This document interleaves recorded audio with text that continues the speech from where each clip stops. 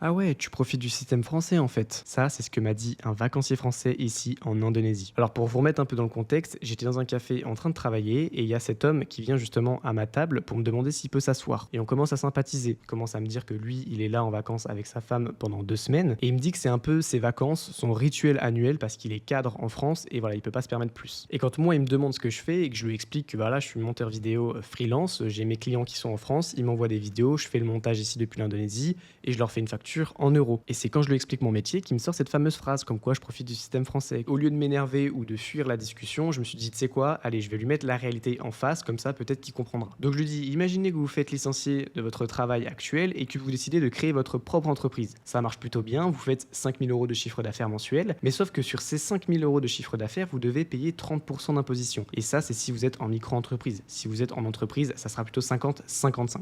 Mais qu'avec cet argent-là que vous reversez à l'État, et ben en fait, vous ne pouvez quand même pas accéder à des soins rapidement, parce que quand vous allez à l'hôpital, même en urgence, vous allez devoir attendre des heures, voire des jours avant de vous faire traiter. Et niveau sécurité, je lui dis, je sais pas où est-ce que vous vivez en France, mais en tout cas, moi, je le vois de mes propres yeux que c'est une vraie catastrophe. Et on peut même regarder les statistiques officielles du taux d'insécurité des pays mondiaux. On est placé quand même en dessous du Kenya, de la Côte d'Ivoire et de l'Iran. Et tout ça, je lui ai pas balancé juste pour l'humilier. C'était même pas contre lui. C'est juste que ce débat-là de quitter la France ou rester, je l'ai eu pendant des années. Donc je connais chaque argument par cœur et dans les deux sens. Et d'ailleurs, je lui en veux même pas d'avoir pensé ça au début. Parce que si on se met à sa place, il est stressé de la vie. Il a fait tout ce que la France lui avait dit de faire et au final, il est même pas récompensé. Alors quand il voit un mec comme moi qui fait le salaire d'un cadre à 25 ans, alors certes, je bosse tout autant que lui en termes d'heures de travail, mais il pense que je suis un tricheur. Mais le truc qui m'a le plus marqué, c'est qu'il tapait sur tous ceux qui bossaient hors France, tous ceux qui s'étaient expatriés, alors que lui-même, dès qu'il avait la moindre opportunité, les moindres vacances, et ben ce qu'il faisait, c'était quitter la France. Donc inconsciemment, il prenait la même décision que moi. C'est juste que lui, il n'avait pas l'opportunité de travailler depuis son ordinateur. Je suis sûr que s'il pouvait bosser en télétravail, à l'heure actuelle, il serait pas en France.